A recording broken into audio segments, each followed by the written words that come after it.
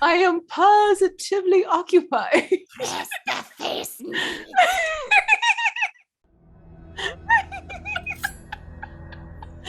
You won't stop. Hi, people. He's like fully extended. Yeah. Hey, Internet! It's Jake from Mini Terrain Domain, and this is the Dawnbringers. It's been a couple weeks, but we wanted to make sure you knew we were back with the usual sign-on shenanigans, but we are here with the Dawnbringer Season 6, Wild Beyond the WitchLight. This is Episode 9, Emissaries of the Soggy Court, and tonight I am not only your dungeon master and human storyteller, but I am your grandfather. That is right, I am now Grandpa Jake. A recent thing that happened in our family. I've had my first grandchild. I also, this past Saturday, had a birthday. So, as a reward for my birthday and becoming a grandpa, I'm going to reach into my pocket, pull out a Werther's hard candy, and you each get a point of inspiration in the form of a Werther's. Yum, love Werther's. But yeah, so there, that's my Grandpa Jake reward for all of you for those milestones. It looks like we've got a couple of resubs already, which of course makes magical things happen up above Dan and V's head as butterflies explode into domain dice. Of course, domain dice are our way of letting you, the viewers, have a little bit of an impact on our game. It's as simple as tipping $5. You can sub, resub, gift subs, cheer 500 bits, all that good stuff earns domain dice that the players can use for a variety of things like advantage rerolls, all the way up to the Patron's Blessing, using 5 domain dice to turn a hit into a super crit, which is a double max damage attack. I would also like to shout out the Dawnbringer sponsor. If you look up above my head here, Session Zero Clothing is our sponsor. You remember what that one is, because I don't know if Jeremy... Wait, that didn't work. Why didn't that work? Jeremy, you didn't remember it either. Or it's not working, isn't it?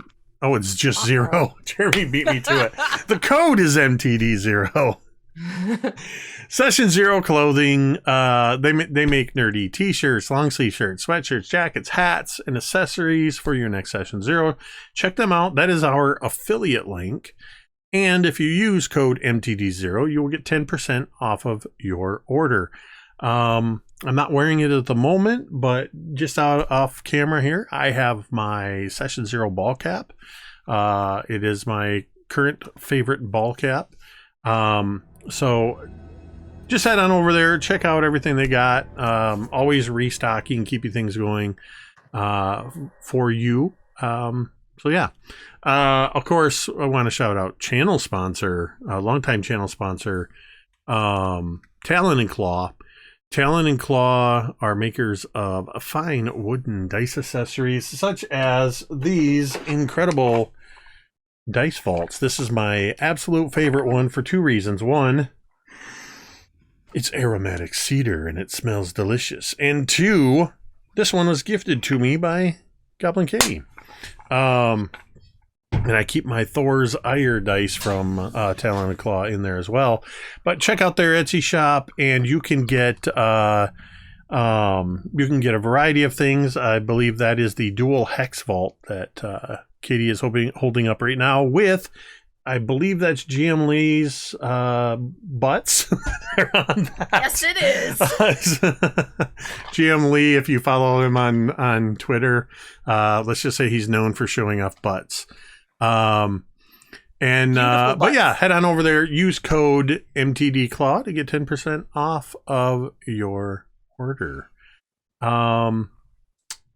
Let's see. I think that's it for the book of our announcements. If you are new here or you just need a reminder and you want to catch up on not only our Dawnbringers games, but our Monday Night Scribes and Scrolls, maybe some of our Mythos Investigators or any other games and things that we've got going on, you can head over to youtube.com/mini-terrain domain where all of our VODs are available.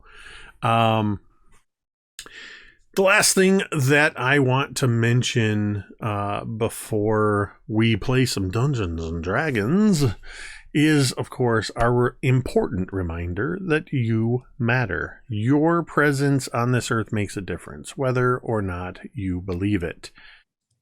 It is one of our primary goals here at Mini Terrain Domain, just to talk openly and honestly about mental health and help to destigmatize the conversations around that. We want to normalize those talks and let you know it's okay to not be okay. We all struggle sometimes, but what's important is that you know that you do not have to struggle alone. There are a lot of resources out there to help you no matter what you might be dealing with. And maybe you don't know where to start. So you can do what is just as simple as what Jeremy just did in the chat. Type !help anytime. And the text that pops up will have a URL at the end for findahelpline.com. It is a free and simple site to use. All you have to do is put in where you are located in the world, hit enter, and help services related to your location will show up. There'll be websites and text lines and phone lines, whatever you need. That is a place to get started. So we encourage you to use that. Bookmark that site for yourself, bookmark it for a friend, because as we said, you matter. All right, I think it's time to play some Dungeons and Dragons.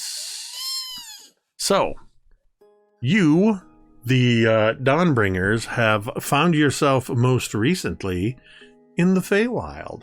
But you are here by no accident. You are here for a couple of purposes. One is you are looking for the crew members that were sent here by Evangeline to keep them safe. You've already located one of them. And there are currently 7 more crew members somewhere in the Feywild. But also because you are trying to rescue Evangeline the person, who you have learned recently is a powerful archfey who was not only your ship in the primary realm that you are from, but as I said, she's this powerful archfey and has been imprisoned somewhere within this realm.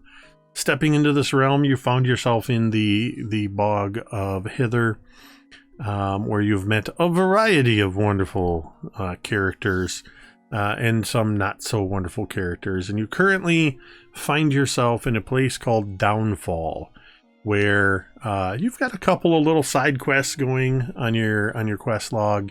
But most notably, you are trying to find Bavlorna Blightstraw, one of the members of the Hourglass Coven and the hag who claims ownership over this domain of Hither. You, in making your way through the areas of Downfall, you most recently found yourself in front of I just lost his name. I just had it. The king, the Bullywug King. There it is. His Royal Majesty Gullup the 19th. Who requested your services to return a book to Bavlorna Blightstraw. And while you would not pledge your service to the point of joining the Soggy Court, you did agree to become emissaries of the Soggy Court. In the King Gullup signing the writ of emissary, handing it to Rollo, who was spokesperson for your group. Rollo, of course, immediately handed this precious legal document over to Cantriel, who gave it the Eladrin eye, making sure there were no hidden bargains or deals in there.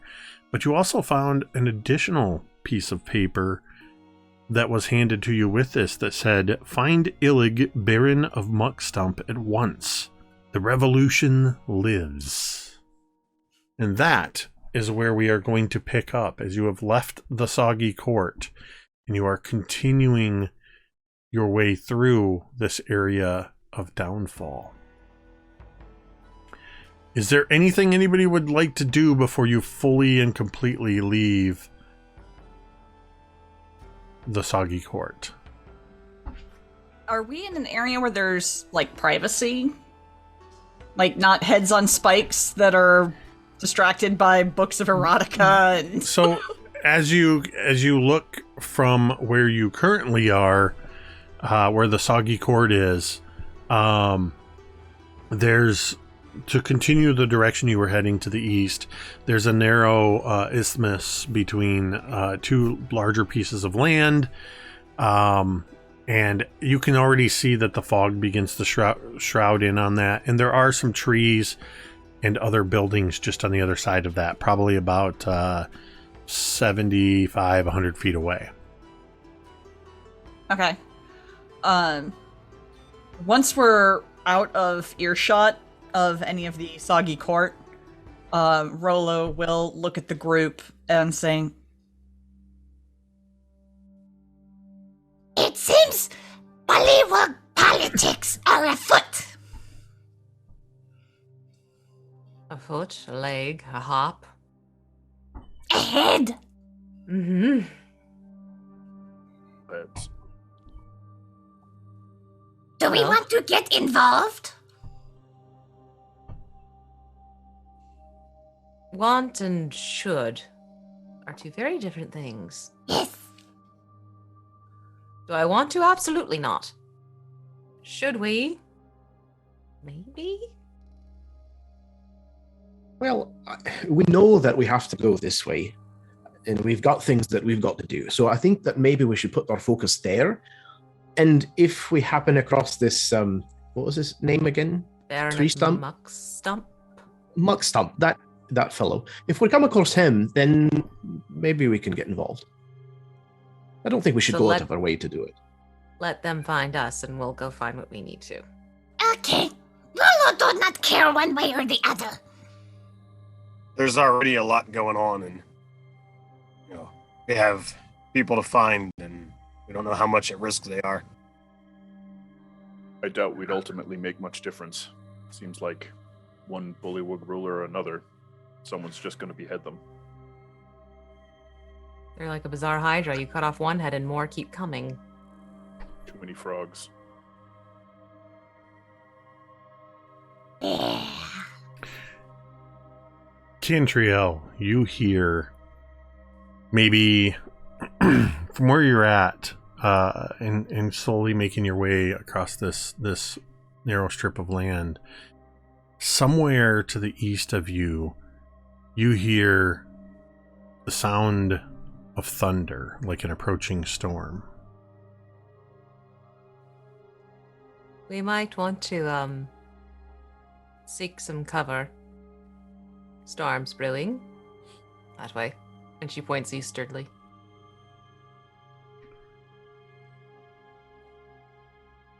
Rollo go hops ahead. over and climbs around. She kind of goes to Cantriel's feet and looks up at her like, It's okay. Of course. and she scrambles up and just kind of tucks herself under Cantriel's hair. So she's got like a little fur coat basically draped around her of Cantriel's hair, and she just kind of snuggles in on her shoulders. Rollo found shelter. That's one of us at least. Let's keep an eye out for an open, hollowed out tree or something. Rollo could make house for us. This is true. of affirmations. At that. Yes. Are we going to And try tarts. And, Of course, the tarts. Are we going to try to find Lorna or what? Probably best to get it over with. Find Buff Lorna. You see ahead of you as the mists, you're at this point where the mists are sort of surrounding the perimeter of Downfall, and there is, in that sort of central area, you've seen a handful of at different locations as you've been traversing this area. You've seen what look like almost like clotheslines with, well, they look exactly like clotheslines because they have clothes hanging from them. As they move towards the center, disappear into this sort of central fog, you see ahead of you an area, this sort of larger island, probably one of the largest island masses you've seen since you've been here in Downfall. And you can see along the northern edge, there's some planks of wood stuck into the muck to create easier stepping. And just beyond that, you see rising up out of this soggy earth is what looks like a sturdy wooden hut with an open doorway on the side that faces you. And you can sort of, from this vantage point, you can see inside that there is what looks like bars, like some kind of holding cell. And you can make out a figure inside that is in one of these holding cells. The bars of this are a combination of some metal bars and some of the thick mangrove roots in the area. Everything is kind of mucky. There's like puddles of standing water all around you. You also see that to your right, there's a large mangrove tree standing in the middle of a patch of mud that's just looks like it's been very churned up.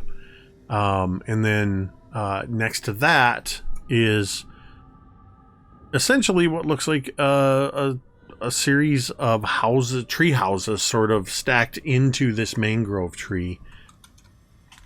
But of all of that, behind this area with the holding cells, you can just make out a large black storm cloud that has these streaks of lightning running through it, and just timed perfectly as and the whole thing illuminates, crackling around. But this storm cloud has these copper rings that are wrapping around it and has tethers to it. This storm cloud has been captured and is tethered to something behind the hut. What would you like to do?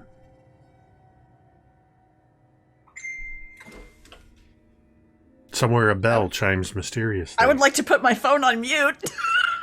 Sorry. I don't know how I can help you. Huh. It's a trapped storm cloud. Don't see one of those every day. No. Likely that's where we're headed. Kind of want to see what's going on with that cloud. Whatever.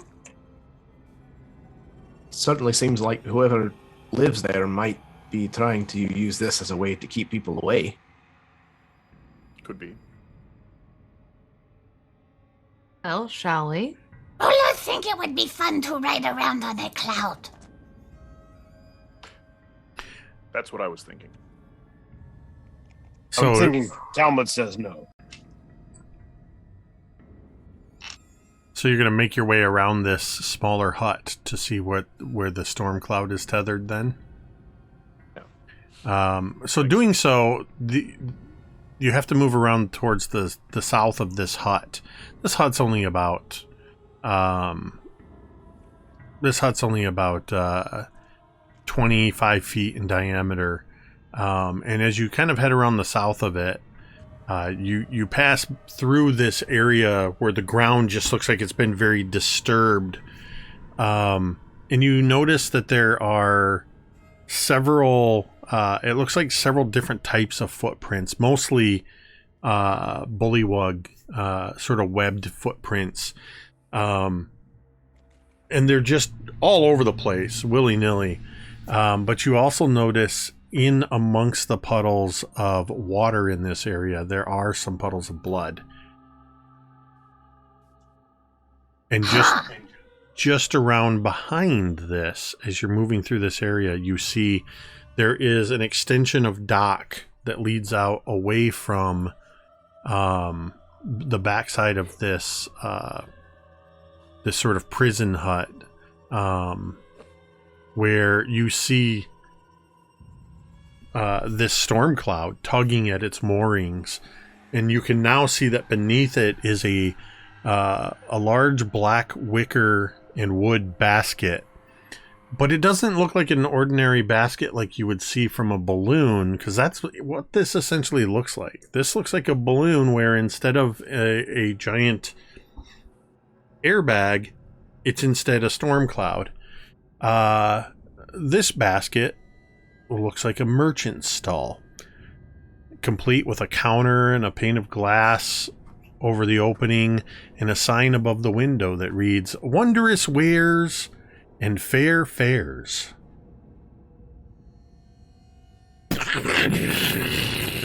Thunder ripples through, and you can just make out two figures from this distance inside this basket / merchant stall. You know, anytime someone feels the need to say that their fare is fair, it probably isn't. Really want to go try to ride on Cloud. What? Rolo, why this sudden need to ride a cloud? Rolo don't know. It just calls to Rolo's soul. Let's see. Of course. It's up in the air and it likes to blow things up. How could it not call to Rolo? Fair point.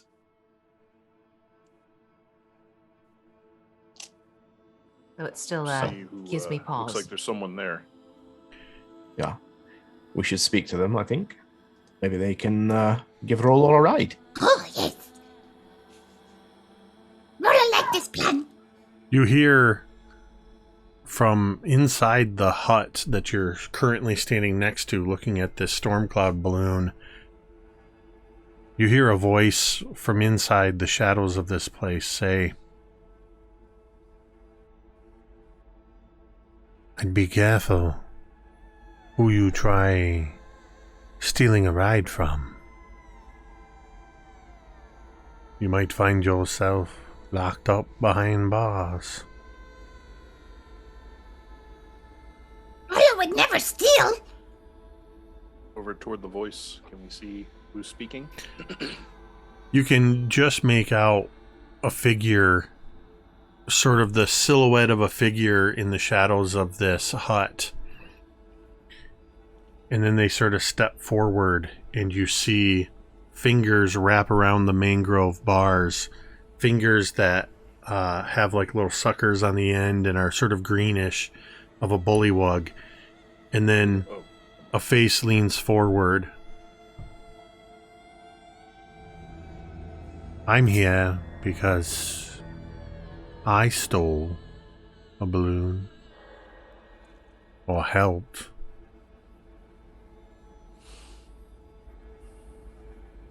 Who are you?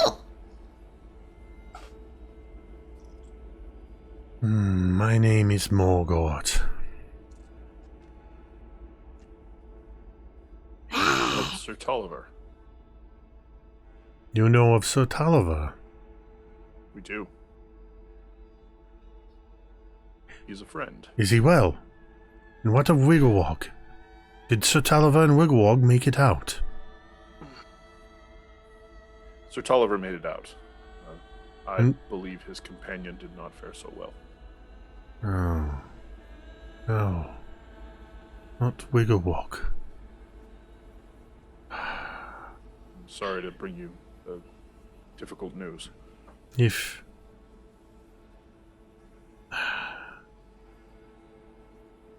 only Wigglewog had made it. But if Sir Taliver made it, then perhaps it was worth it. He's free.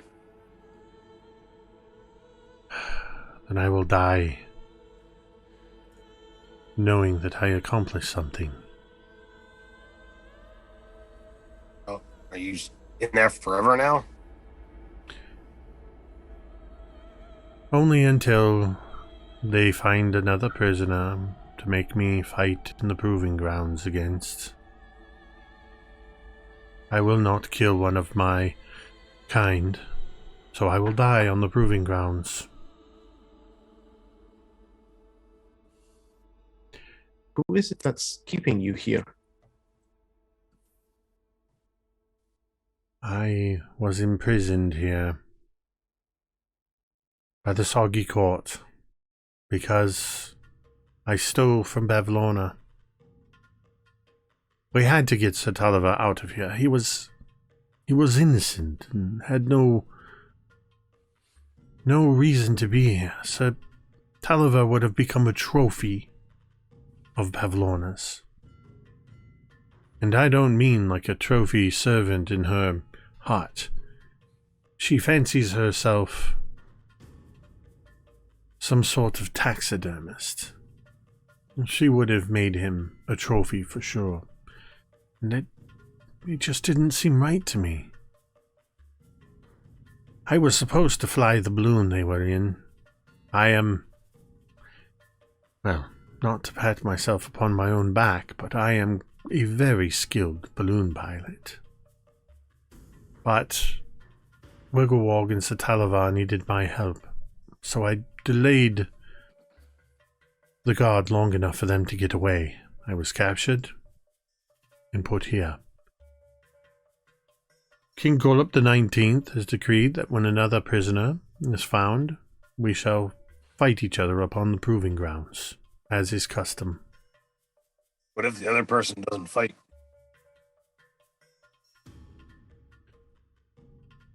I have never seen somebody not fight for their life on the proving grounds, but I suppose it's a possibility. Well, you yourself said that you won't. What if somebody else was of the same mindset? Everyone that I have met here, with the exception of Wigglewog, is a selfish bullywug. They are all vying for the crown, a meaningless crown. They can't see that they are all tools of the hag.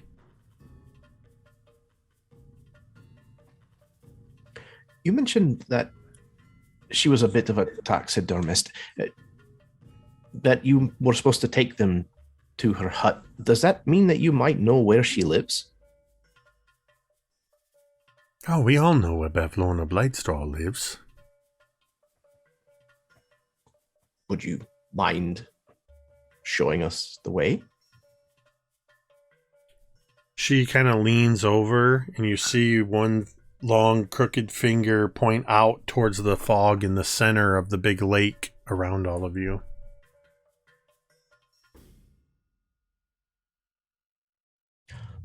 How far away does she live? It's not very far, but it can be difficult to get there. Would it be easier to get there with, say, an expert balloon pilot? I would never fly a balloon into those fogs where Bavlorna could strike it down. What about the cloud? For days I have sat here since they arrived and stared at that balloon, dreaming of escape. Is it? I could fly that balloon. From hither to thither and yon. Do you know whose balloon it is? I do. It belongs to the Darklings, Trinket, Bauble, and Charm. I don't trust them, but I don't trust many merchants in this area. Trinket and Bauble seem harmless enough from what I can tell, but their boss, Charm, she left not long ago for audience with Bavlorna. I don't know what it is about her, but I just don't trust her. I don't trust anyone whose shadow doesn't quite move in sync with them. Yeah, I think that would creep a whole lot of folks out.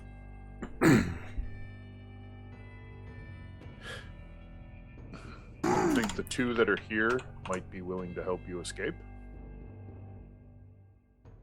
I highly doubt it. Unless there was something in it for them, such as the way of their ilk. Well, what kind of stuff do they want? I'm very sorry that I can't answer that question for you, but as you can see, I'm imprisoned here and haven't been able to visit their stall. Sure. What is this stall made of? I mean, does it look like... It looks like wicker and wood. It looks like it's a balloon basket, but it's also a merchant stall. It's currently about 40, 50 feet away from where you're at. No. The the hut prison that you're in. yeah. The hut is it's a wooden hut, about, like I said, 25 feet in diameter. It has a conical thatched roof. And the bars are... There's a couple of iron bars that sort of make up the gate, but the rest of the bars are made of these mangrove roots that just sort of grow up and become the bars of this prison.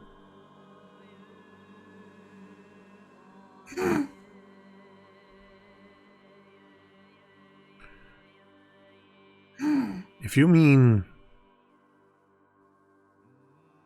to talk with Bavlorna, you will have to head to the Bullywug homesteads south of here.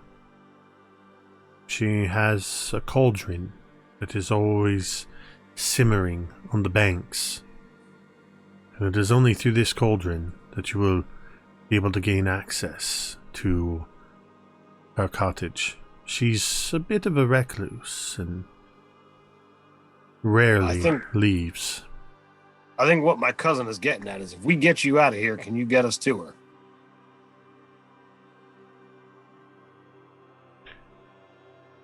I've just told you how to get to her. If I can get out of here, I intend to take that balloon and fly far, far away from here. I would be willing to transport you. Is there a lock? There is. Rolo climbs down from Cantriel's shoulder and goes over to the lock and starts kind of looking at it. And then she reaches into her little backpack that she wears on the front and pulls out a set of lockpicks and looks to the group. Go for it. And I'm going to attempt to open the lock. Okay. Go ahead and make a dexterity check with your proficiency bonus if you're proficient with thieves' tools. Yum. So I've got to add my... Oh, no, I want to re-roll that. We have 182 domain dice, so... That was a 1, gentle audience. I'm going to re-roll one more time. Okay. What the crap? I'm re-rolling one more time. know what? You know what?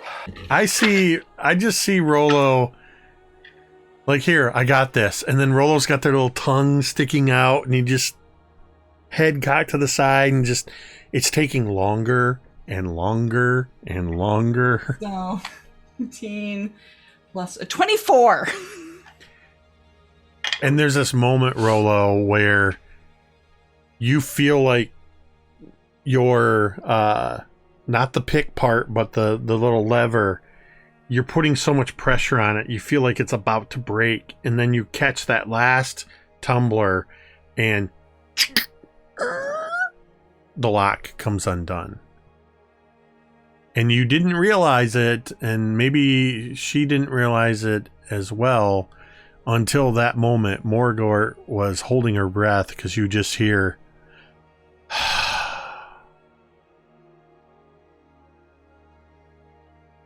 Why would you free me? I mean, please understand my gratitude. I greatly appreciate it, but I don't even know who you are. Why would you just let me go? Because you are friend of friend. And you gave us helpful information for free without knowing who we were. Your words strike a chord. If you say that you are willing to lay down your own life because you're not willing to take the life of another, it shows the type of person you are. That type of person should not be locked up.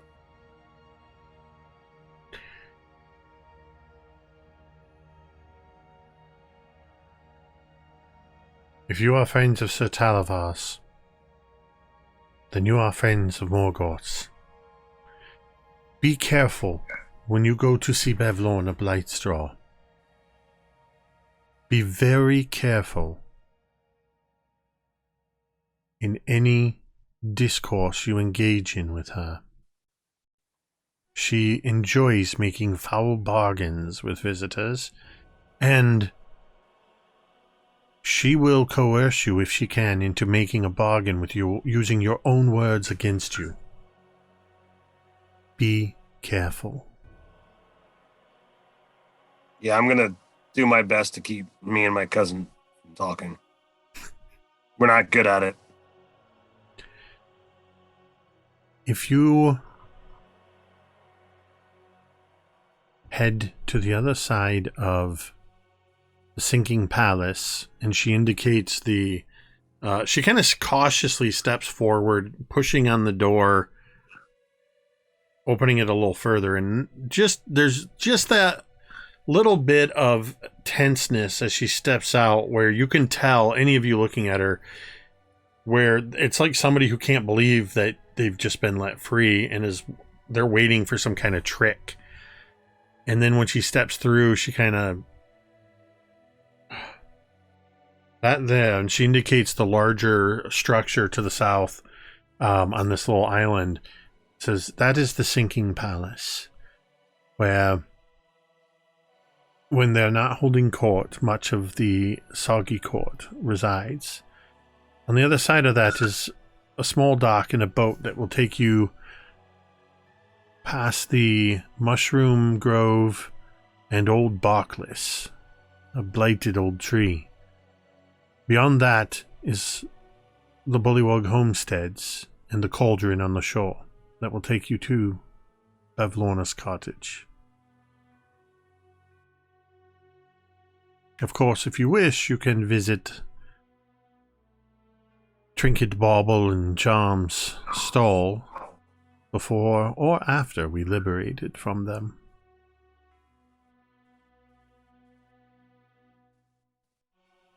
Well, I want to do whatever the group want to do. what are we thinking about doing with this storm cloud balloon? Well, it sounds like if our friend here needs it for a ride, then maybe we should distract the two people that are standing nearest it, so that way she's got the chance to get away. And frankly, we might need it to get us to the next realm. If you can help, to liberate the balloon. I can fly it up above the fog, and I can wait until you are ready. And I can swoop down and collect you, and then we can fly out of this accursed swamp. That would be helpful. Better than trudging across with a mushroom. Rolla meant to tell you that instead of mushrooms, I can cast floating disc.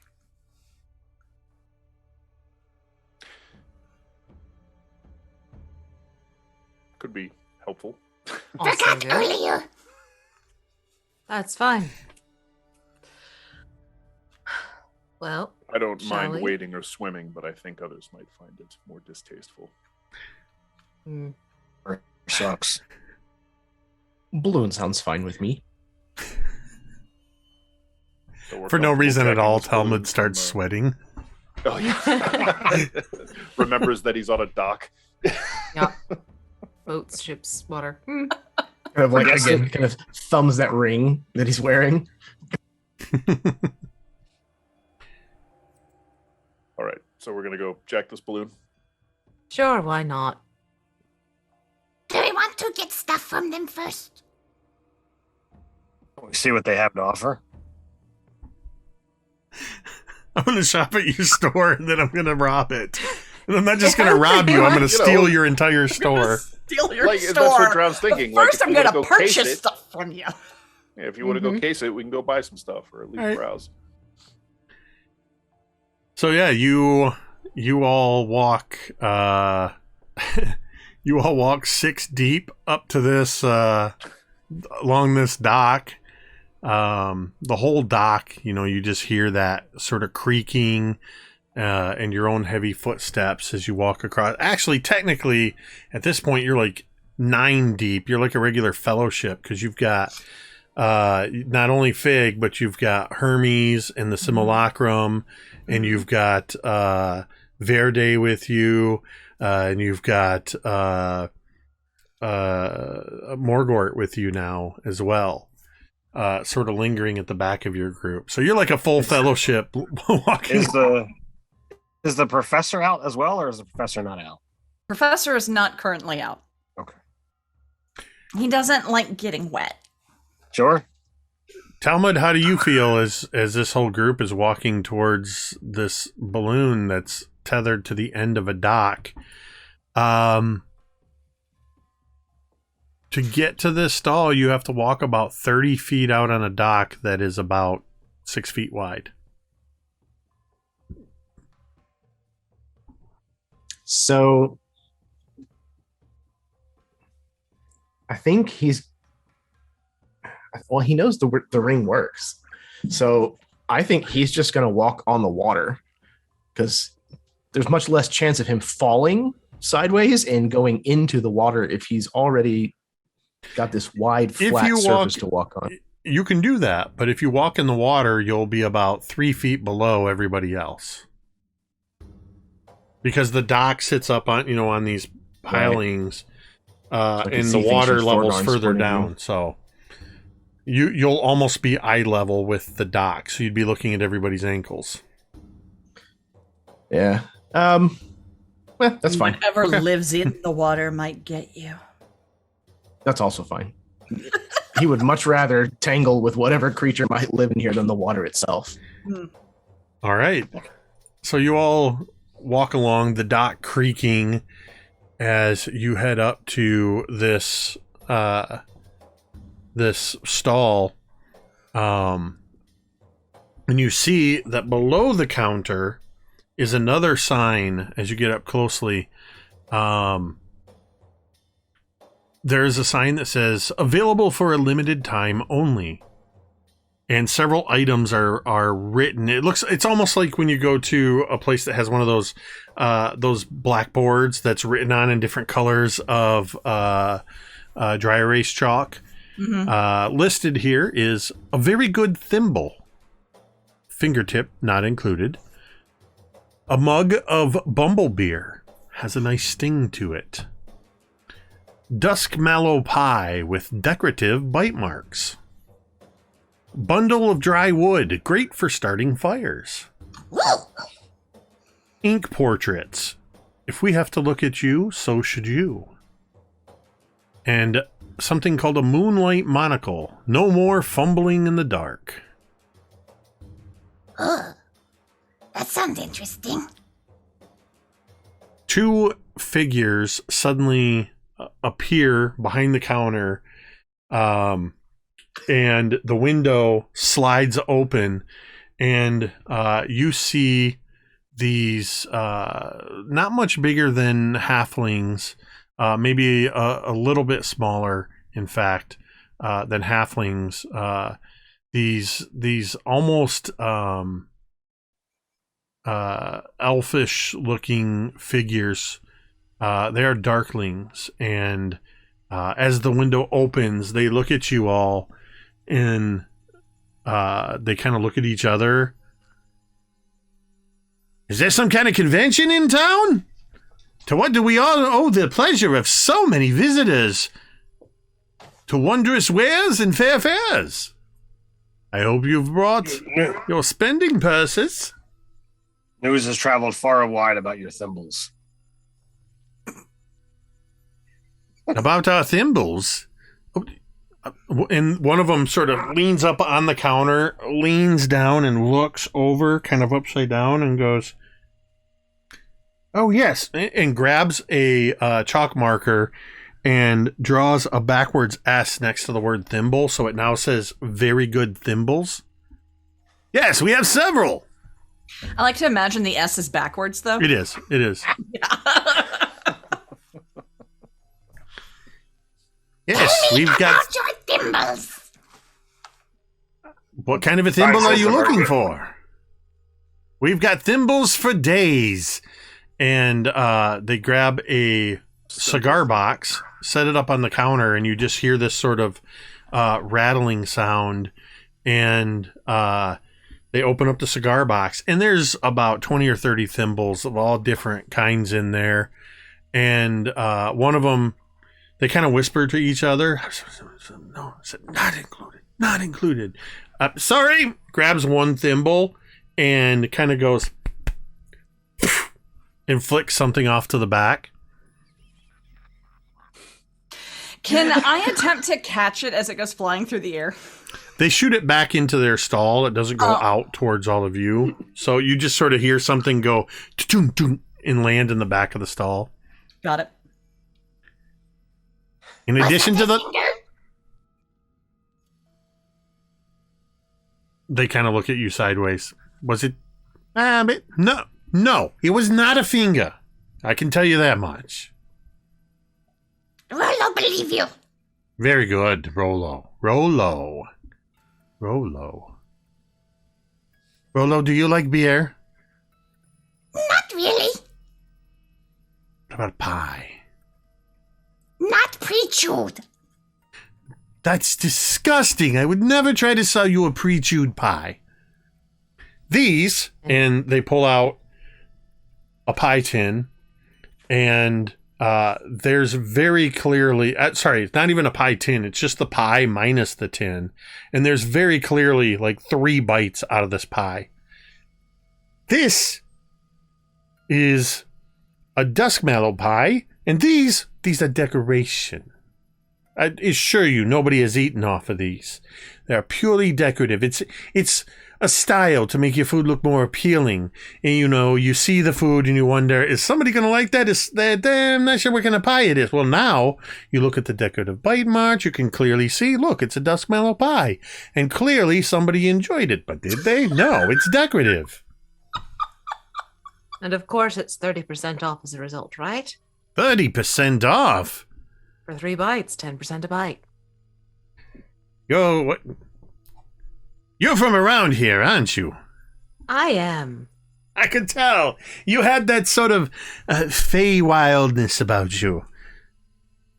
I'll tell you what. You have an interest in this pie? All it'll cost you is the rhythm in your step. Absolutely not.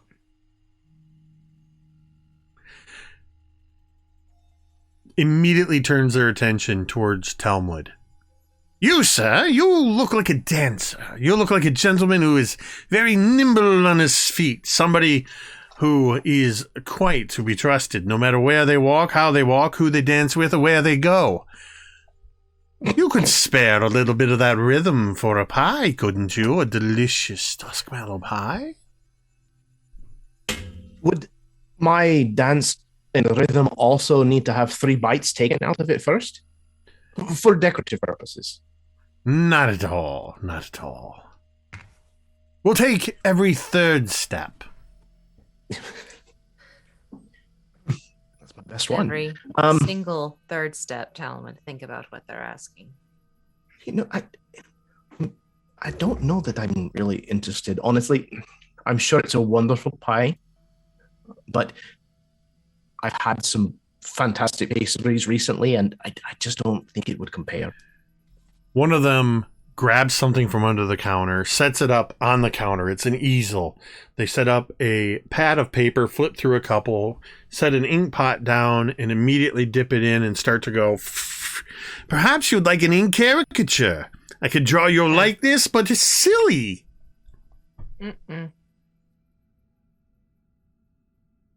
Nobody's interested in that? Our likenesses. It's a very good deal. That's the concern. You cannot have our likenesses for the drawing. No, you would get How to about you keep do each the other? drawing. Draw each other. Oh, we've drawn each other to countless times. Perfect, then it won't take you that long. Make a persuasion check. Okay. We just discussed this. 28.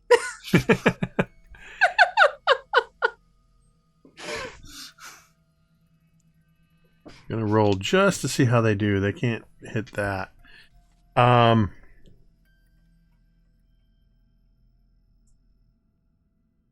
As I said, I could tell you were from around here and you have a very discerning eye. And you see the pen begin to move very quickly. And in just like 30 seconds, suddenly they just flip the paper around and you see what looks like the other individual next to them, but with a head that's like 3 times the size, and the eyes are all googly, and they've had a forked tail and are holding a pitchfork and have little horns drawn on them. Here, I've drawn Trinket as if they were a devil. See, that's what's clever about it. They're not a devil, but in this picture they look like a devil. I could do the same for you. I could make you look like an angel. I could make you look like a bullywog. There's lots of bullywogs around here. We've drawn plenty of bullywogs. Are they going back and forth and talking, or are we only talking to one? Yeah, it's pretty much each of them. They just shifting back and forth between who's talking. How about a moonlight monocle? Do you have difficulty seeing in the dark? No. No. Well, then clearly this is not for you. What is it that you are looking for? Is there anything at all? Do you like to stay warm at night? And just sets a very plain bundle of wood on the counter. This is very valuable here in Downfall. Let me tell you, if you looked around this place, it is full of water. This wood, 100% dry. Rolo like burning things. And that's why I thought you might be interested in this. I'll tell you what. We've only got the one bundle of wood. This bundle of wood can be yours. For the color of your eyes. No. No, Rolo like the color of Rolo's eyes. What about your name? How attached to you are your name? Rolo. I like the way that rolls off the tongue. Rolo. Could I buy your name? is Could I take your very name in attached. trade? No. The color of your scales. How else would Rolo be colored? I'm not entirely certain. What about... Rolo turns to Cantriel and just kind of gives her a look that says, tell me no. Don't do it. Tell you what. How about we bought it for something more tangible? What did you have in mind? You have a stack of wood, I have a stone. Stone. Mm. What's so special about the stone that you have? It's not one you'll find here. I know, I'm from here, and I've traveled many places. I don't know. I can look over the edge of this dock here, and I can see several stones down in the water. What makes your But stone I'm different than lucky. those? This one is luck. Lucky, you say? Mm-hmm. How do I know you're not making it up? Let me see this stone you're talking about. Of course. She takes out the stone. And has an unknown arcane symbol on the front of it. Quite intriguing looking. Can I identify that arcane symbol? I'm trying to remember what stone this is. It's the mark of totally not cursed. It's the cursed luck stone that Drown removed the curse from Cantriel. She's kept it in her pocket. She hasn't gotten rid of it yet. But no longer cursed. Well, stone's still cursed. Stone is, but she's not.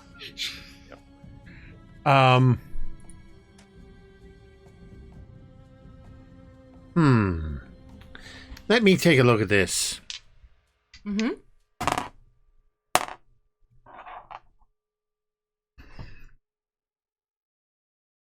No, this looks like a pretty ordinary stone that you maybe carved this sigil into.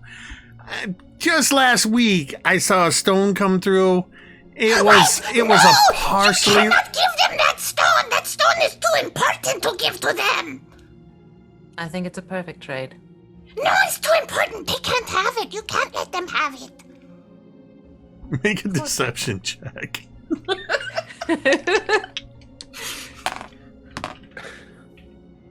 Oh, God. No, stop flying off the bat. That's a 15.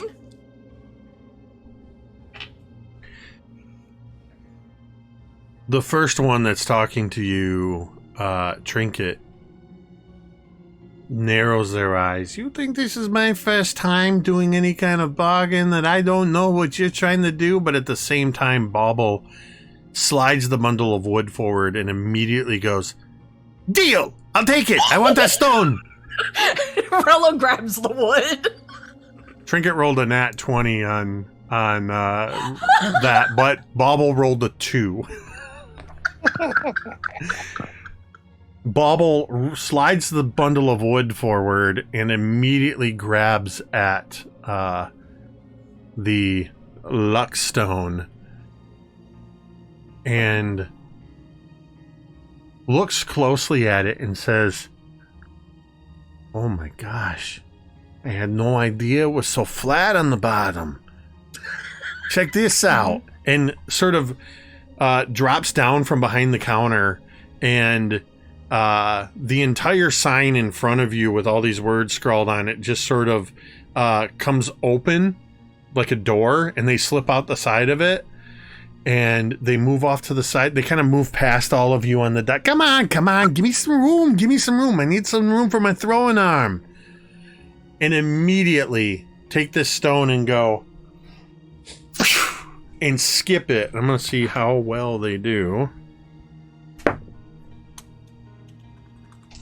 This stone hits the water and goes.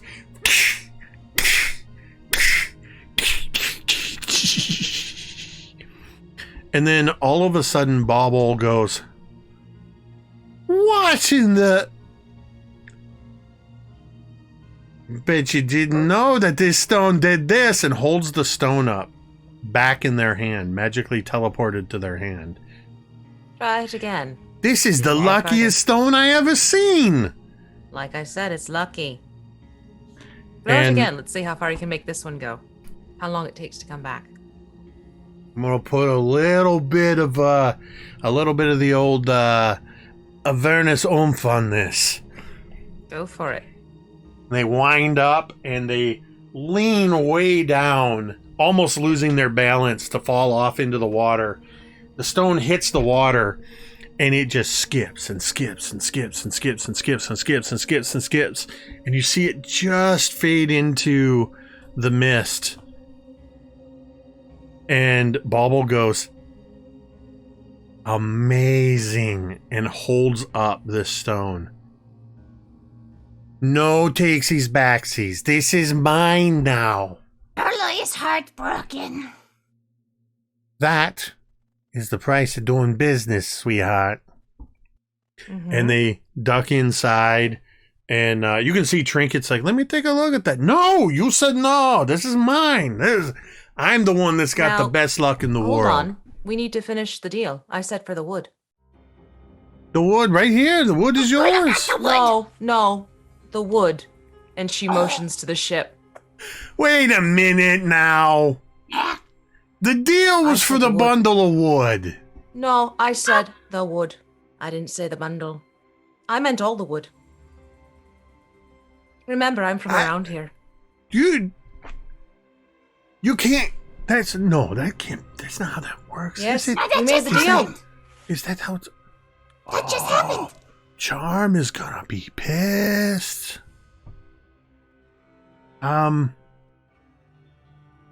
Listen, Are you reneging on your no, deal? no, there's not, that is not happening here. We are going to honor this deal. The deal is happening as it was made. Nothing is going to change that. Okay. It's yours. Lovely.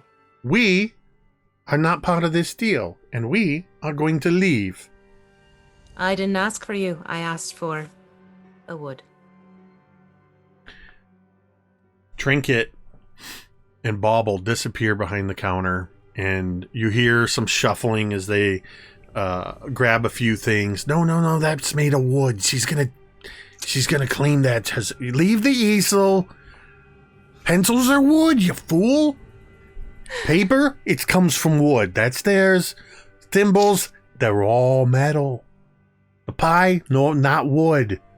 Didn't we put wood chips in it? Damn it.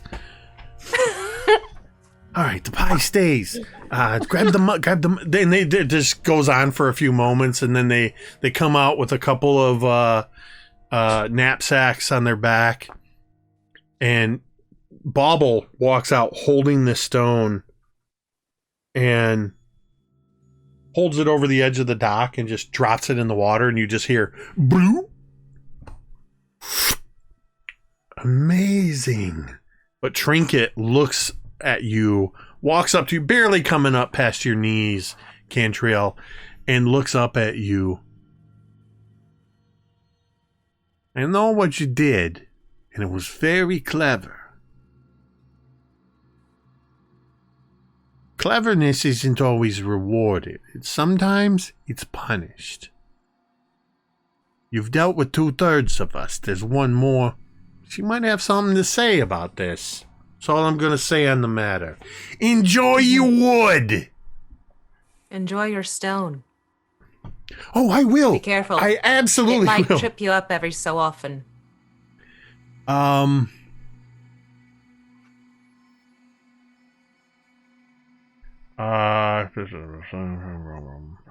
Just checking something. Okay. Oh, of course. That worked perfectly. As you say that, and she's walking away, Bauble completely trips and falls on her face on the dock. Without realizing it, I had actually had her make one of her throws with advantage, which fits perfectly with the stone. You can remove that luck stone that you've had since season 3, I think. The cursed luck stone you can remove from your inventory now. Somewhere there is a very happy and occasionally disgruntled darkling with this luck stone. I had to look at your character sheet because I'm like, you guys have a couple of stones. I don't know which one it is. I've always kept it in case it came in handy for something. Well, it certainly That was did. amazing. And that was very well played on the deal. You are the proud new owners of a merchant shack attached to a storm cloud. And a bundle of wood. Yes, Mhm. and a bundle of wood. And the Anything else And the left behind pencils. besides the easel and The wood pencils? chip and- pie. Pencils. the dust metal pie has been left behind. A whole bunch of ink portraits, an easel, and a pad of paper, but and a couple of pencils. But all of the ink pots and ink pens are gone. Pretty much looks like whatever they could take that wasn't wood has been taken.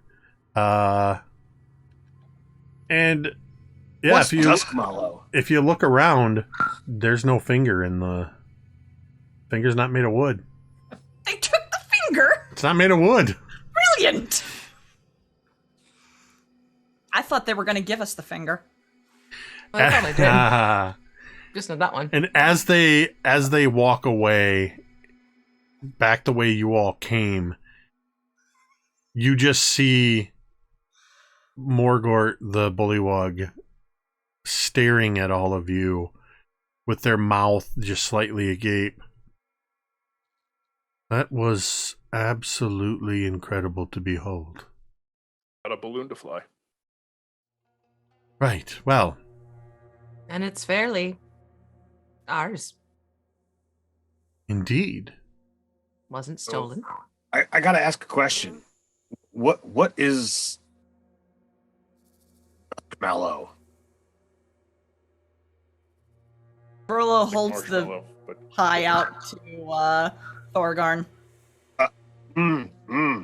Nope. She holds it out to Talmud. Even owning it doesn't make it more appetizing. I This couldn't tell you what it's made from, and they said it's got wood chips in it. this Verlo's pie. gonna nibble it. Okay. You take Actually, a bite no, of it. she doesn't because she's not curious. That's Oh, right. that's right. You don't have your curiosity right now. Yep. So she doesn't nibble it. I will say, holding the pie, it smells like a mix between boysenberry and cream of mushroom soup. She holds it over the side of the basket and lets it go. Oddly, it floats.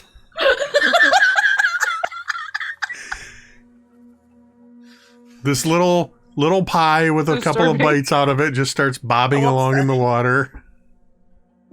We could have Like used fish that start instead nibbling? of mushroom. No fish are nibbling at it. Oh, dear God. All right, well, I want to cast a firebolt at it and see if it'll sink. okay.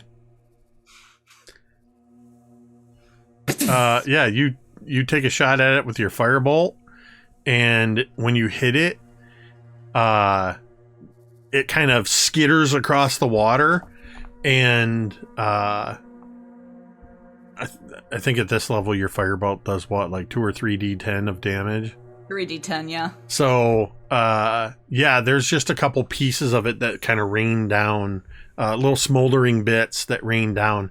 But I will say that when you hit it, it kind of exploded with a little more force than you would have expected. Like, it seemed to be highly flammable. You. It's probably best no one ate that. Mhm. Clearly, the smoke's getting to you, too. It's my sinuses are activated. it's all the sawdust. So, Morgort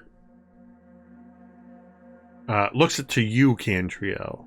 You made the deal, so it is by rights your balloon. I would be honored to serve you as your pilot.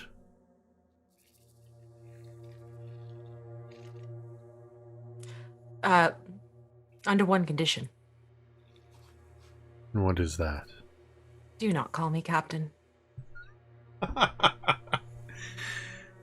Very well. Do you prefer Admiral?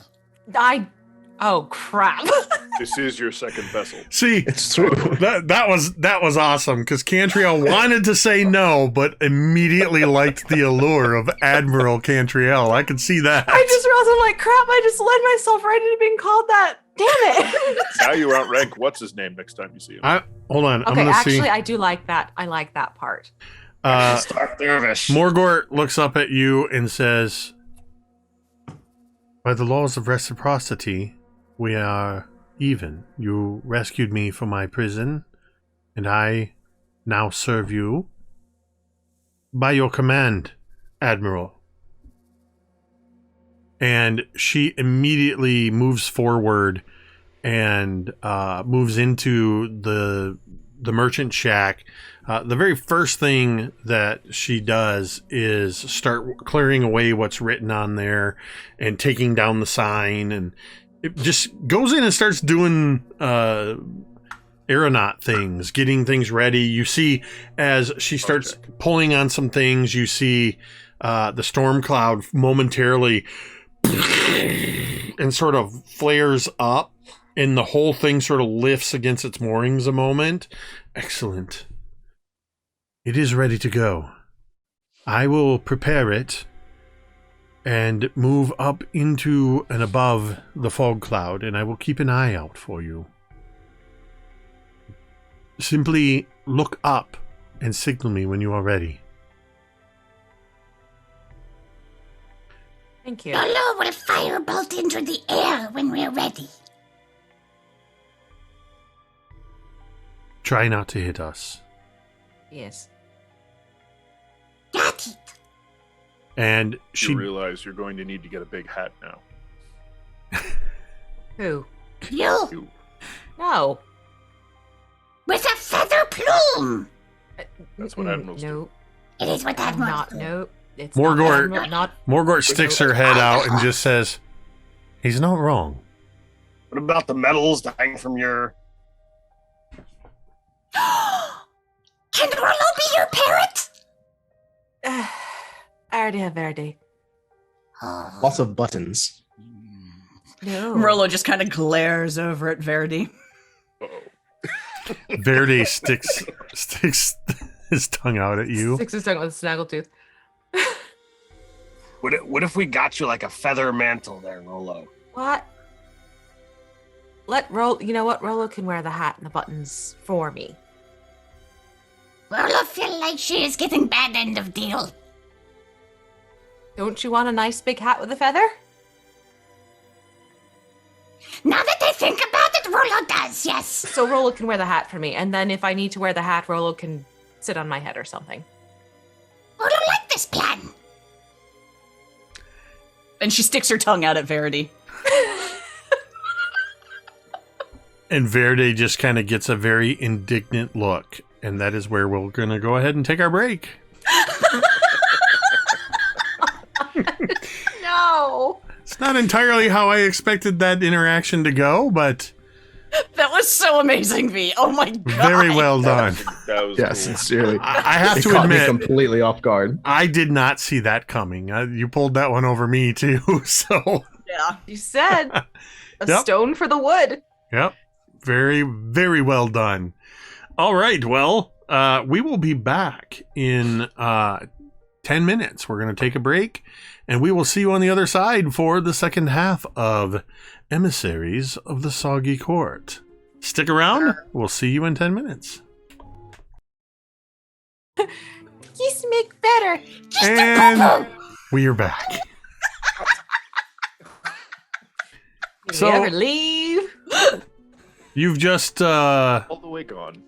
very fairly bargained your way into ownership of a storm cloud balloon. Your bullywug friend and aeronaut Morgort is readying the balloon, and you've been told that you can move to the other side of the palace to find a dock and take a boat across the water to the other islands and make your way around To find the cauldron that will lead you to Bavlorna's. So, what are you doing now? Before the balloon or the cloud dirigible, whatever it's called, leaves, Rolla wants to fly up and try to sit on top of the cloud. Okay. You're going to fly up to the very top of the storm cloud and try to sit on the storm cloud. Try to sit on the storm cloud, yes. Because if ropes can hold it, there's reason to believe it can hold her. I'm just really hoping I don't get electrocuted. Okay. As you fly up to the top of this, you see that the storm cloud actually has several large copper rings that have like mooring lines that run down to the basket that sort of encapsulate it, almost like a cage of sorts. No ropes or anything are actually attached to the cloud itself. Okay. But you fly up and you can see the clouds seem to roil up and then collapse in. It's almost like this storm cloud is this acting like a living entity, the way it sort of reaches out. And as you sit up there, I would like you to roll me a D100. Oh dear. We're going to say that there is a 10% chance that you get shocked. And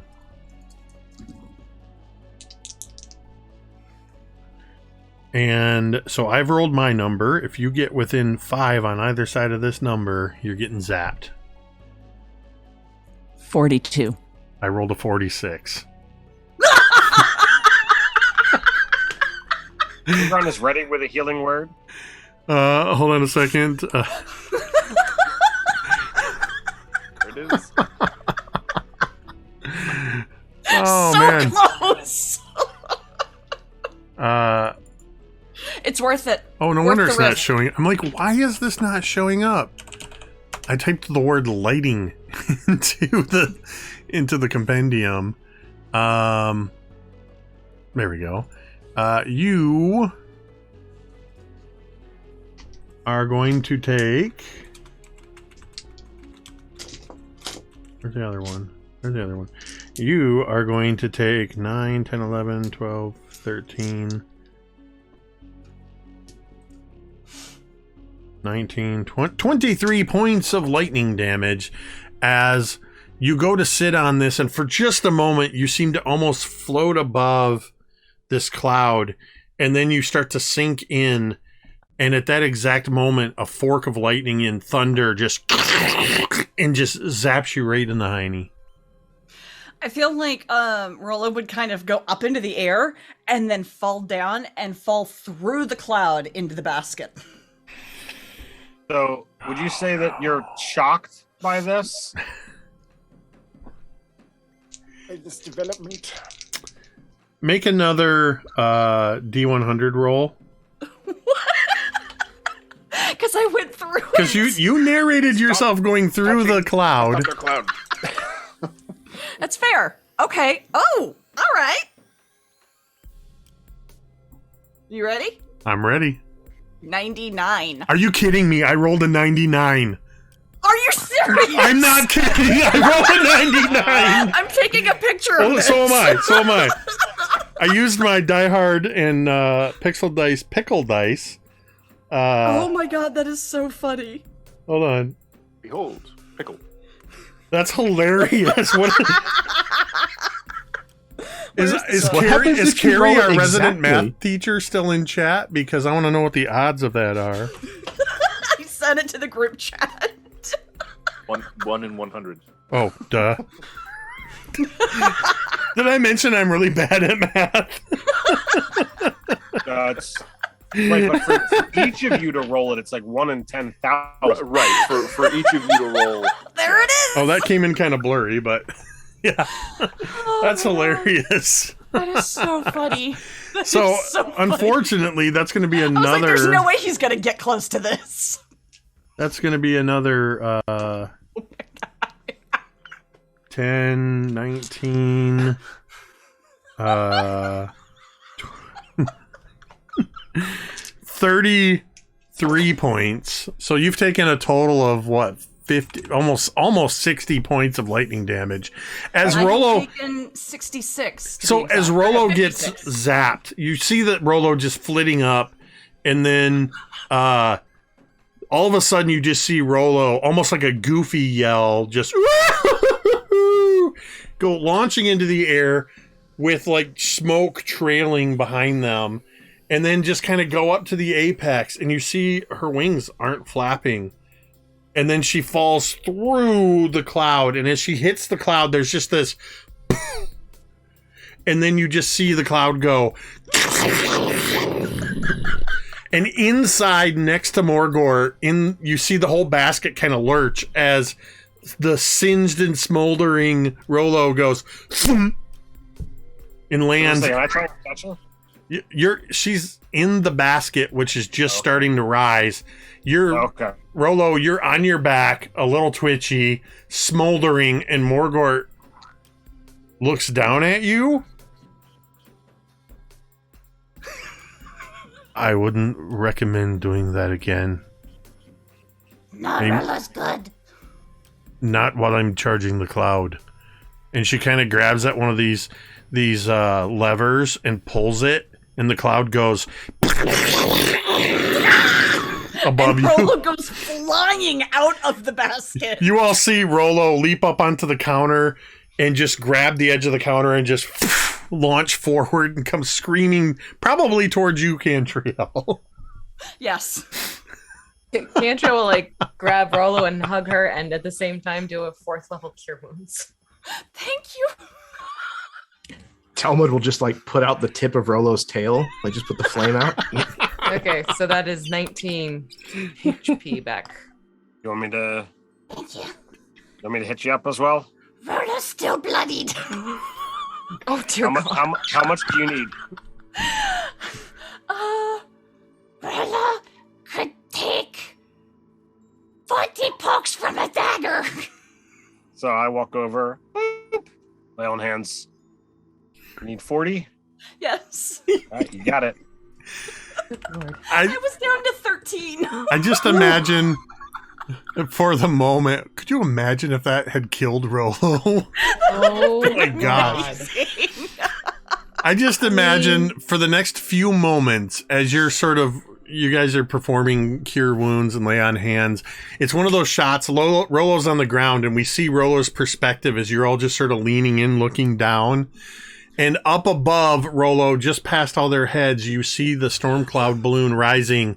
And every time Morgort charges the cloud, there's this, and you involuntarily twitch for just a moment. I also imagine that Verdi, right? Yes, Verdi is kind of hovering behind Cantriel over her shoulder, just... Yeah, very much has the smuggest of looks on his face. Sounds like that Hanna-Barbera dog. Well, you two behave. Yeah, absolutely. Muttley. Muttley, yes. That's it, Muttley. Muttley and Snidely Whiplash. Yes. 100%. Okay, well, singed a bit, were you? Now what would you like to do? So, did you get the experience you were looking for?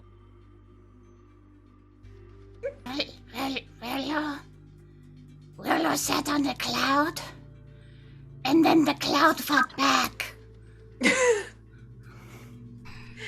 Rollo learned you don't sit on clouds because they don't like it.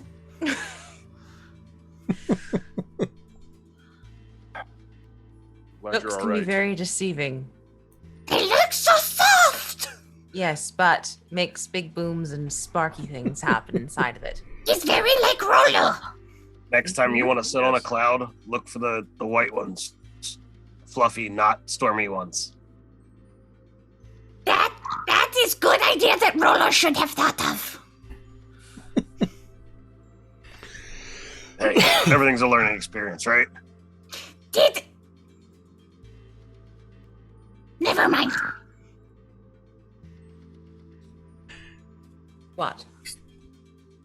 Rolo was just thinking of when Rolo was with adventuring group before, and they would draw stories. And when they drew stories, if someone got shot by lightning, you saw their skeleton. We saw your skeleton.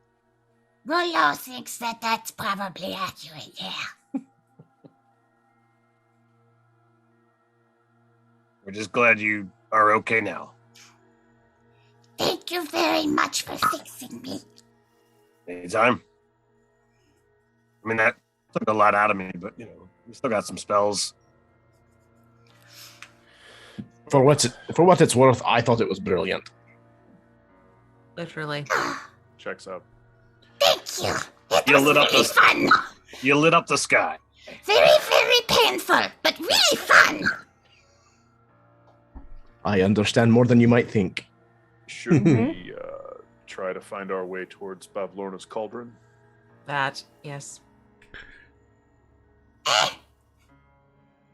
As you head south of your position, there's this sinking palace, as it was described, this large, almost tree house built into one of these mangrove trees.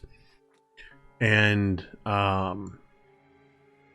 you can see from where you're at that there is a set of docks on the backside of this place, at which there are a couple of rowboats. And you can see across the water, there's another dock where there's another rowboat, and there's a very large tree that seems to be growing in a grove, and you can just make out a grove of mushrooms across the water.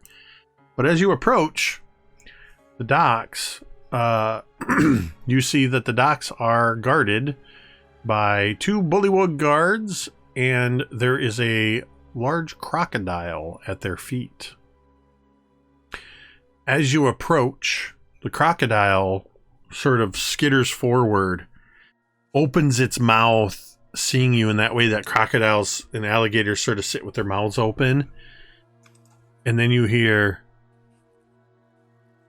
"I'm afraid you can't go any further without an invitation from the king," says the crocodile. Which king? "The current king, King Gullup the 19th. This Well, is as his emissaries. palace." You are emissaries of King Gullup the 19th? Yes, I have That legal will be the documentation. day. Really? Well, today is the day. You are correct. It is the day. And I'm just supposed to take your word. No, I have the proclamation right here in my hand. Are you holding it out to him?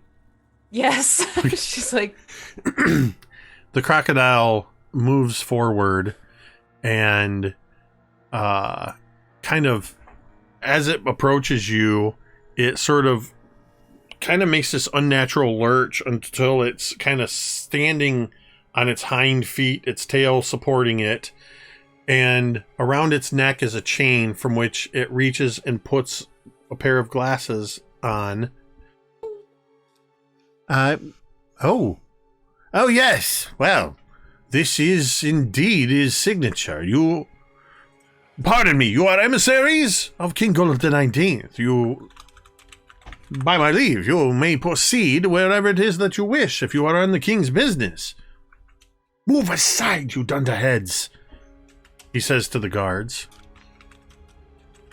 And they step aside, allowing you access to the dock. fantastic. It's a very simple matter. Well, Thorgarn's with you, so maybe not such a simple matter. Dang it! What time is it? How long have we You been made it, streaming? like, How an long have hour we and been a half. streaming? 90 minutes I made it without screwing up the dwarves' Yep. names. Talmud is with you. So there's rowboats that are your means of getting across the water. No special rolls are needed if that's what you plan to do. You can absolutely take the rowboats to the far dock. That's the plan, I think. Okay. Yeah, let's go for it. Mm-hmm. As you reach the far dock, and it takes a couple for all of you to get across. It takes, well, for this group, it's going to take like 3 rowboats to get you all across, which is fine. But as you all pull up to this dock and moor your boats and climb out, you see that to the right, there's this massive tree. And to your left, there's this grove of mushrooms. And this area of land is even larger than the one you just came from. There's more of these boardwalks leading their way through. Kind of, some of it shrouded in mist. You see a couple of, in fact, you see only one just past the mushroom grove. One hut, and then the boardwalk continues on a ways and disappears into the mist. But you all hear this sound kind of moving across the mist in this area. It is a sorrowful sound. And you all feel an involuntary shiver as not just from actual physical coldness, you feel as if a shadow passed over your heart. And you feel sensations of loneliness bordering on despair as this haunting, melancholy tune rises from the grove of mushrooms. The sound that is playing, not so much the song, but the very sound of this flute. There is a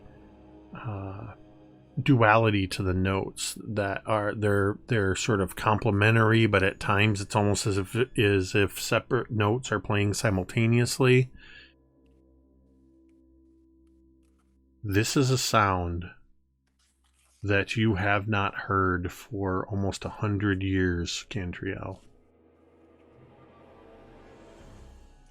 Because you know somebody who played such an instrument. Your brother, Octavio.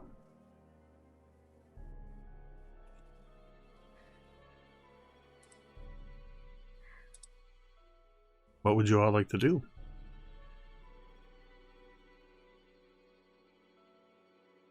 This could get interesting. Why? That little melody. That is a once upon a time familiar sound in my family's home. It's a very sad sound. Mm-hmm. Octavio is very good at playing it. Some of the tunes are more cheerful. Didn't all of your family already pass?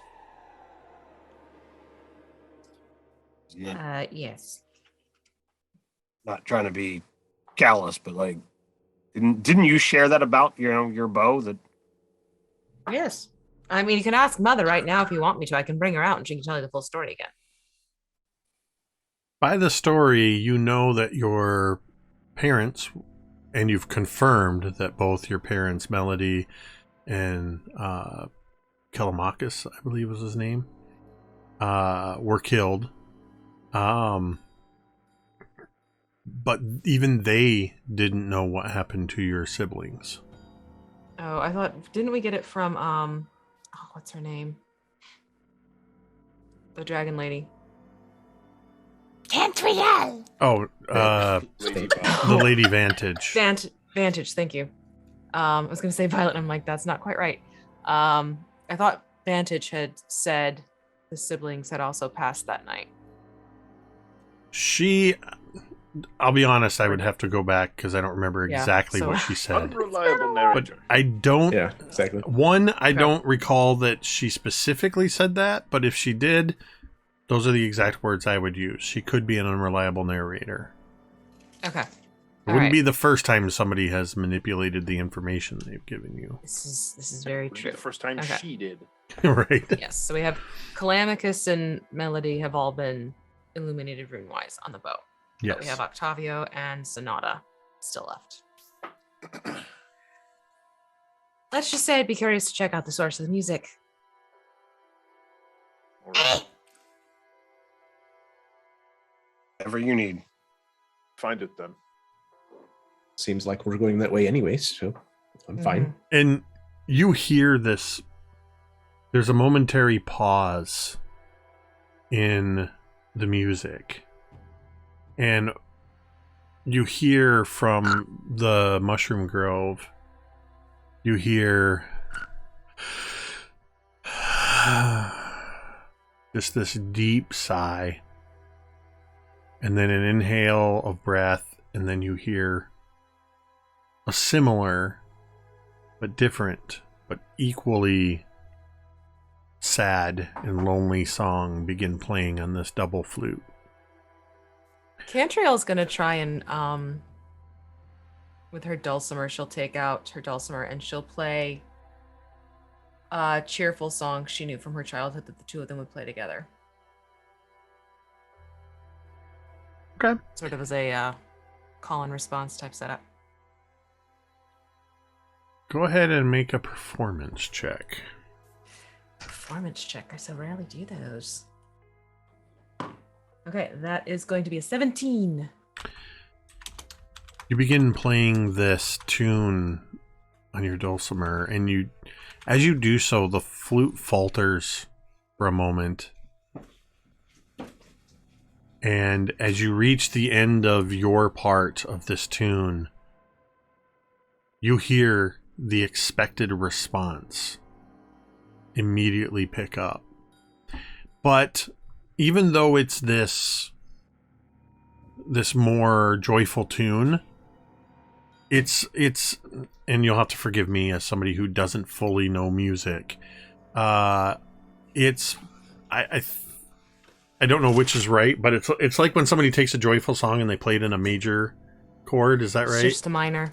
Yeah, it goes from they major chord to switch it minor up so that it has this sort of sad sound to it. It's the same song, it's just been switched up. Mm-hmm. And as you play, you get the expected responses. And after a moment, from under one of these 6-foot-tall mushrooms, a slender elven man emerges. His skin is pale and sallow, and his very demeanor is sort of... He just seems to be sagging on his bones, as if it takes all the effort to hold this double flute up. But he walks forward, and after he plays his next part, he lowers the double flute, and you see Octavio Cavatina, whom you haven't seen in over 100 years. And he looks at you, and he says, "That's such a lovely tune. Where did you learn that?" My brother taught it to me. Your brother must be a talented musician. Apparently he is. You're pretty good yourself. Is that a dulcimer? Yes. Our mother taught me how to play it. My mother taught me how to play the double flute. And what was your mother's name?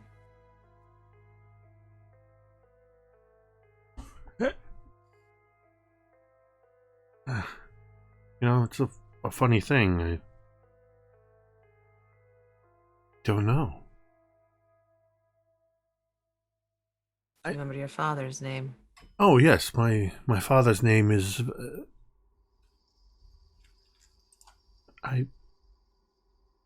Well, that's peculiar. Your name, friend. Oh, I'm... Huh. I don't know. What's the last name you do remember? Last name I remember is... Bavlorna Blightstraw. I made a deal with her. I was told that Bavlorna Blightstraw, she could help me. You see, something happened to me a very long time ago that made me very sad. And the pain was so much, I just couldn't bear it. I felt as if my heart was crushed under the absolute sadness and despair of what I felt. And I asked Bavlorna to remove those memories from me, the memory of that pain, but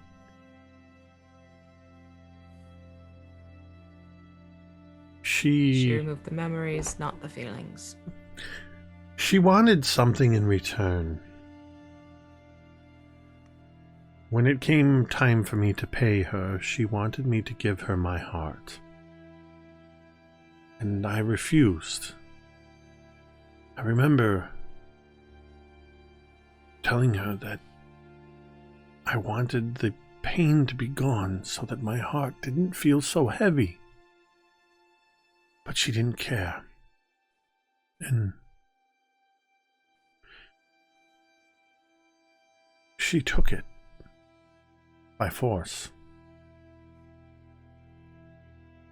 But she gave me this instead.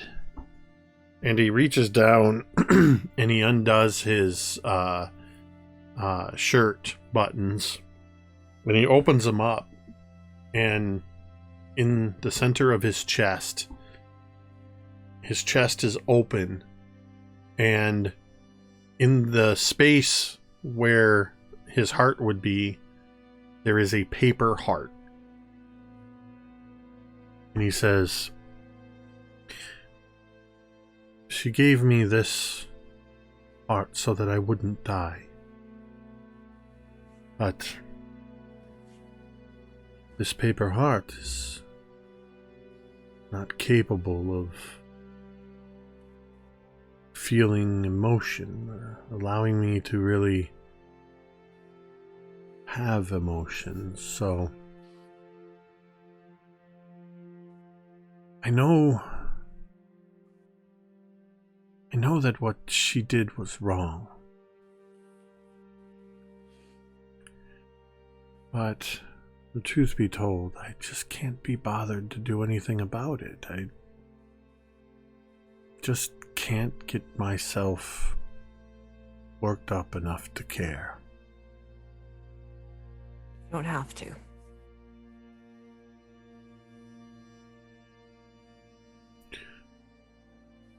That's nice. I'm sorry. I am very terribly rude. I would tell you my name, but I don't remember it. But who are all of you? I've not seen you here before. This is Talmud. That's Thorgarn. I'll Rolo. never remember those names. That's all right. That's Drown. I'm Triel. And you're Tavi. I'm Tavi. You're Tavi. Tavi. Tavi. That has a nice sound to it. I don't know if that is my name, but Tavi. I will borrow it for now. You don't have to borrow it, it's given. I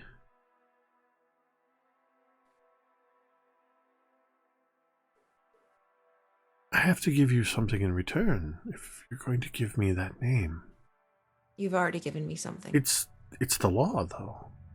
I know, but you've already given me something, that's why I've given you the name. What have I given you? Hope. Hope.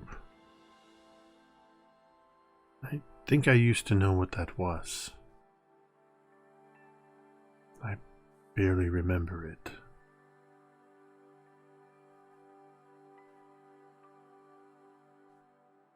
It must be a good thing to have. It can be.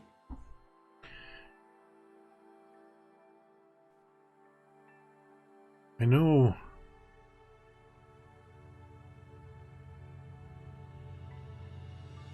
I know that Pavlorna still has my heart. I know it's there somewhere. I can feel it. You know how if you have something that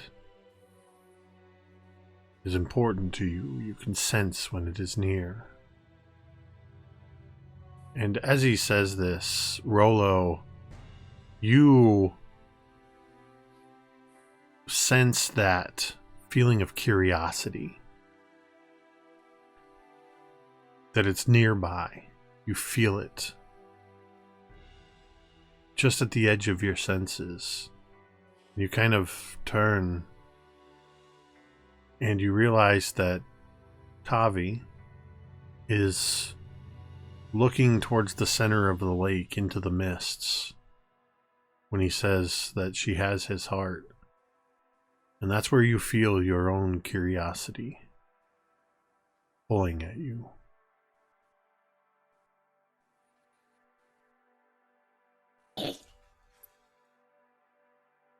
She has Rollo's heart in her way too.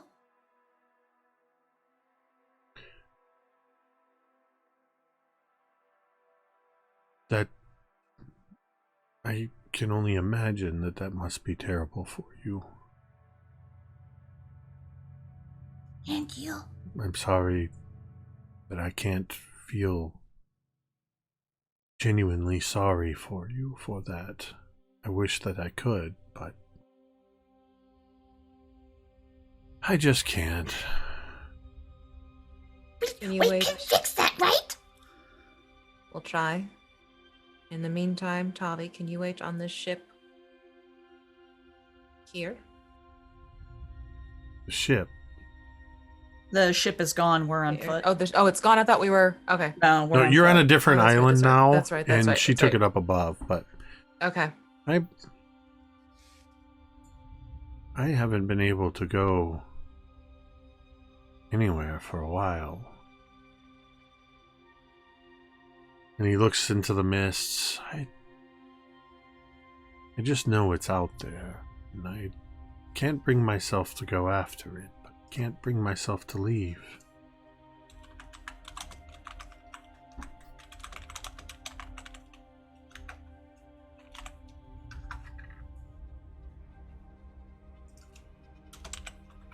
You wait here, and we'll go get it and bring it back. Right? And Rollo looks up at Cantriel. Of course.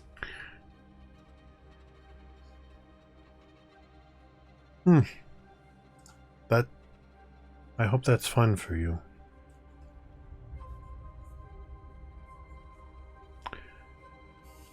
It will be good.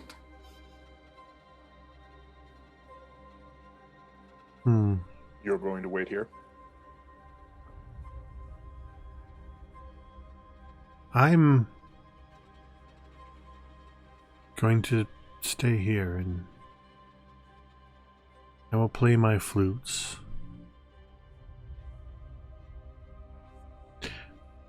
I'm sorry, I forgot to ask you your names. I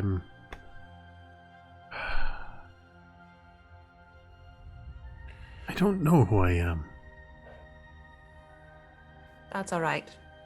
It's no matter. I do. You wait here. We have hearts to collect.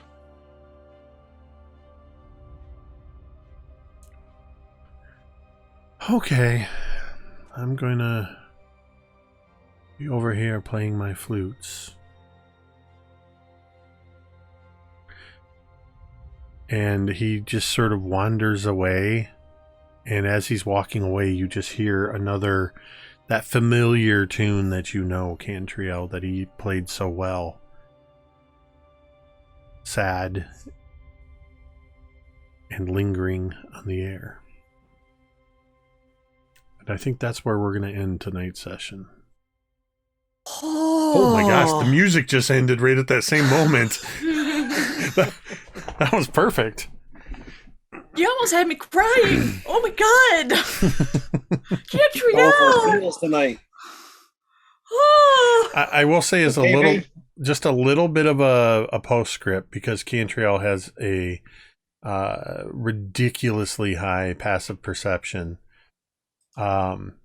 You notice that the rune that is below the surface on your bow, Sempre Cavatina, the one that is one of the two that remains, that's these combination of Elvish and Draconic, the one for Octavio is flickering dimly.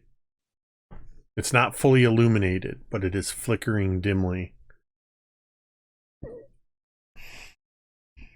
My heart.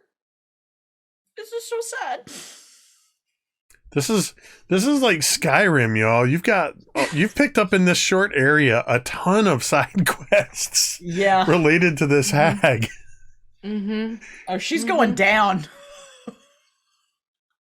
Well, if she's one for making twisting words and making deals, she might have met her match in Cantriel. Yeah. Cantriel pulled one off on the Darklings and the DM and the players. I was blown away when it's like, nope, we still need to finish this. Really well done, V. All right, well, you are on fire. Are you sure you're not Faye? Personal. Mm-hmm. So that was episode 9, Emissaries of the Soggy Court. Next Thursday will be episode 10. In the meantime, you can tune in on Sunday nights to catch myself and Gary and Anthony over on Talon and Claw. The last couple weeks we've had Hawkmere sailing with us as we play Sea of Thieves, and a new update just dropped. And I don't know if Gary's still in the chat, but we'll have to talk about if anybody wants to join us as we fill our 4th seat, as we bring guest sailors in. I know some of you play Sea of Thieves if you're interested. Also, Monday night, of course, will be episode 42 of Scribes and Scrolls. It'll be our 3rd week with special guest Brooke, who is the DM of the Dice Tales Live Twitch channel, in which Carrie is a player in that game. But Brooke has joined us for a short time as a guest. On Tuesday nights, we have Dreadful Tales over on fortnerd.com Twitch channel, a short series that I am one of the DMs of. Some amazing players over there, produced and organized by Gary, but also over on Dice on Ice RPG. If it's not the finale, it's the first part of the finale of our nearly 3-year-long Curse of Strahd campaign. It is drawing to a close. And we also have next month, it's drawing very close, is going to be our debut, the Darkness Outside of Broken Branch, a 3-part Western-themed Call of Cthulhu game that is the first ever foray into game mastering by Carrie. Lots of other great stuff going on. Once a month, actually, I don't know if we've nailed the date down just yet, but in May, you can find myself and Ted over on Nerdarchy Live, where Ted DMs Untraditionally Arcane. Lots of great stuff going on. Be sure to follow all these amazing people in their various social medias. We are going to, when we end here in just a moment, we are going to send a raid over to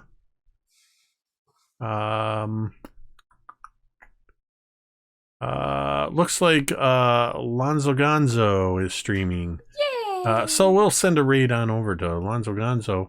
I just want to say a huge thank you to everybody who tuned in tonight, several people that supported the channel with their subscriptions or gift subs. We appreciate that. If you are somebody who is joining us through lurking, you don't participate in the chat, you just like to listen quietly in the background, thank you. We appreciate you all the same, and we hope you enjoy our games. And of course, as always, a huge thank you to all of these amazing players that I am so lucky to get to play this game with. Thank you, V, Dan, Ted, Jeremy, Katie, and even though they weren't with us, M, without whom it would just be me talking to myself for a couple hours. With that, we are going to end this stream the same way we end every stream, and you can say it with me if you want. That shocked the shit out of me.